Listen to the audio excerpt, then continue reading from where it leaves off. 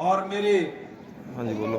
सगे भाई की तरह और मेरे परिवार का हिस्सा स्टेज पे और आपके गांव का बेटा भाई राजेश खटकर जी, पहलवान जी, और मैं नाम सारा बहुत लंबा हो जाएगा। और यहाँ मौजूद मेरे इस गांव के युवा साथियों, आप सभी को और पत्रकार साथियों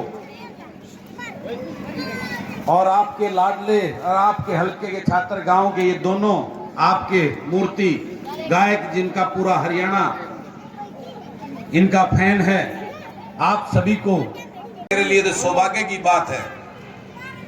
खटकड़ गांव एक बहुत ही दमदार गांव में खटकड़ गांव को गिना जाता है।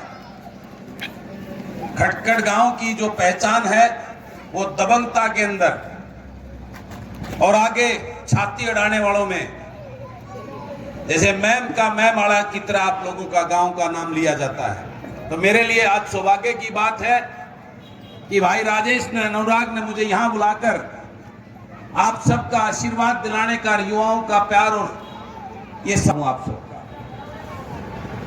आप सोचते होंगे, एक सवाल जरूर होगा कि ये बलराज कुंडू महम का विधायक आज खटकड़ गांव में किस तरह से आया है। शायद मुझे डांगी साहब भी यहाँ उचाने में आए थे, उन्होंने भी एक सवाल किया था कि वो कुंडू आड़े क्यों आओ है। तो मैं आपको बताना चाहता हूं, मैं चुनाव लड़ने के लिए और वोट मांगने के लिए आपके बीच में नहीं आया। आप कब जागोगे? आपको जगाने भी आया है ये बलराज। मैं आपसे पूछना चाहता हूं, कब तक ये रॉयल्टी भरोगे? चौधरी छोटूराम के नाम की, चौधरी देवीलाल के नाम की। आपने जिस छोटे देवीलाल को देवीलाल का अंश मानकर अपने पलकों पर बिठाकर अपना आशीर्वाद देकर, एक तरफा वोट देकर उसको विधानसभा में भेजा था, उस भाजपा को जमुना पार भेजने के नाम पर आपसे वोट ले गया। बुजुर्गों के साथ धोखा कर गया 5100 की पेंशन करने के नाम पर, युवाओं के साथ नौकरी देने के नाम पर उनके इमोशन से खेल गया और आप सबने इतने भारी मतों से उनको जिताकर वहां भेजा। मैं आपसे पूछता हूं, वो अपने आप को देवीलाल का वंशज बताते हैं कि उनके पड़पोते हैं, किसान मजदूर के हितैषी हैं। तो मैं पूछता हूं, उस देवीलाल के किसान हितैषी ने कृषि मंत्रालय क्यों नहीं लिया ताकि किसान का भला कर सके? उस किसान पुत्र ने सिंचाई विभाग क्यों नहीं लिया तो किसान की जो है ना सिंचाई की व्यवस्था ठीक कर सकता? उस किसान पुत्र ने और ऐसे मंत्रालय क्यों नहीं लिए जिससे आपका भला कर सकता? उसने महकमे कौन से लिए? एक्साइज का मलाईदार, रेवेन्यू डिपार्टमेंट तहसीलदारों वाला मलाई का डिपार्टमेंट, प्रोक्योरमेंट सारा चीजों को करने वाला फूड एंड सप्लाई मलाई का डिपार्टमेंट, पीडब्ल्यूडी मोटे कमीशन की मलाई का डिपार्टमेंट, और जो विभाग इंडस्ट्री विभाग मलाई का लालाओं से बड़ा बड़ा पैसा लेने का डिपार्टमेंट। तो मैं पूछता हूं, वो देवीलाल है मलाई लाल है? इस बात का कब आपको फैसला करोगे? कब इस बात को पहचानोगे कि अपने पूर्वजों के नाम पर हमारे साथ इमोशंस करते हैं? क्या इस उचाना की धरती पे ऐसा किसी मां ने अपना लाल नहीं पैदा किया क्या, जो आपका सेवक बनकर बलराज कुंडू की तरह उस विधानसभा में पंजा के तान आपकी लड़ाई लड़े? मैं ये सवाल करने आया हूं आज आपके बीच में। मैं आपसे कहने आया हूं, कब पहचानोगे इन लुटेरों को? आज हमारे प्रदेश के क्या हालात कर दिए हैं। मेरे अंदर टीस है, एक दर्द है जिसको लेकर मैं हरियाणा में उसी के रूप आपके बीच में आया हूं।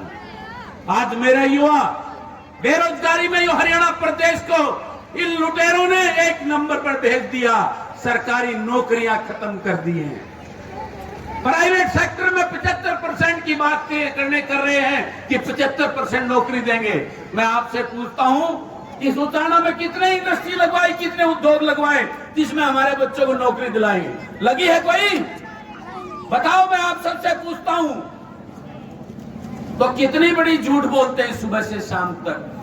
हमारे किसानों पर जब अपना हक मांगने के लिए बॉर्डर पर बैठते थे तो इनकी स्टेटमेंट क्या भूल गए आप कि ये कहते थे कानून तो किसान के हक में है। ये तो वो बैठे हैं, लुटेरे बैठे हैं, चोर बैठे हैं, ठग बैठे हैं, ऐसी संज्ञान। और उसमें दिल्ली में हवाई जहाज से चंडीगढ़ और दिल्ली रूटते रहे और आप बॉर्डर पर बैठकर अपने हक के लिए लड़ते रहे। कितने हमारे भाइयों ने शहादत दी। और आप 9 साल के बाद हरियाणा प्रदेश के मुख्यमंत्री जनसंवाद करने निकले हैं। आप सोशल मीडिया पर देख रहे होंगे कि अपने लोगों को बैठा के इकट्ठा करके वाहवाही लूट रहे। जब कोई और आता है, आज सिरसा में जब किसान गए तो उन पर लाठियां चलवाने का काम किया।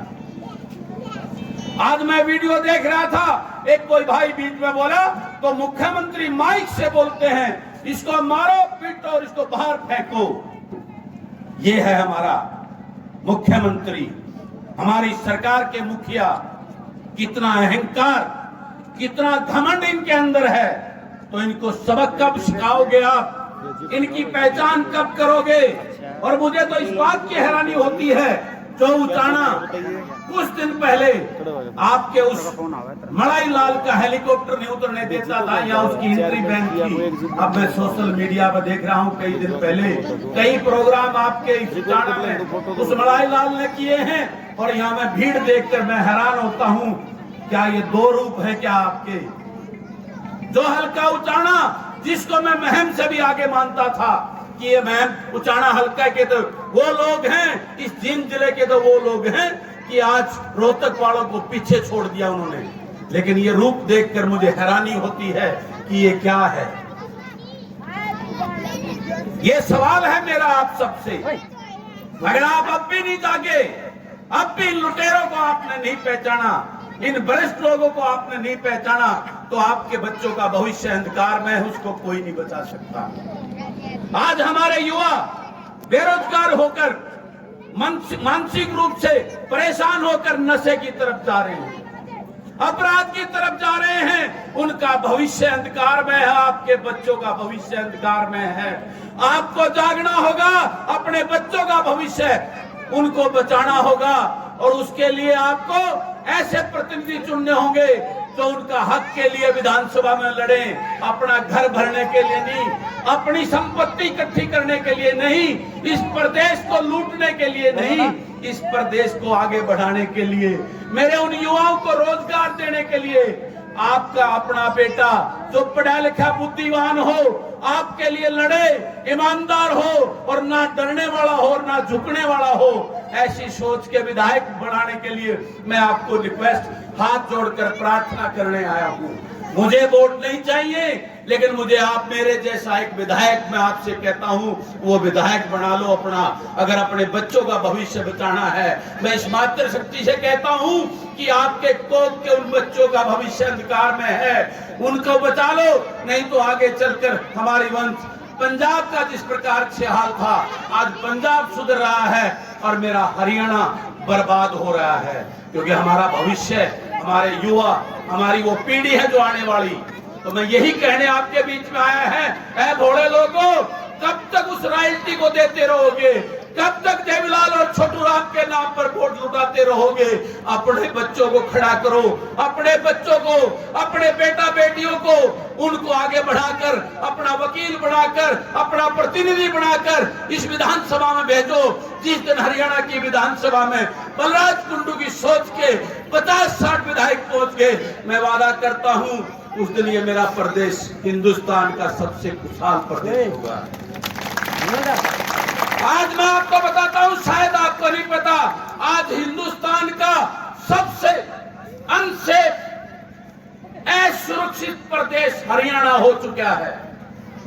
यहां अपराध, नशा, भ्रष्टाचार 1 नंबर पे है आज हिंदुस्तान में। जब यह हाल है, कौन उद्योगपति, मेरे इस प्रदेश में पैसा लगाकर अपने उद्योग लगाएगा या और कोई बिजनेस खड़ा करेगा, तो ये सोच लो हम सब के लिए चिंता की बात है। इस टीस और दर्द को लेकर मैं आपके बीच में आया हूं। मैं इस प्रदेश में इसलिए घूम रहा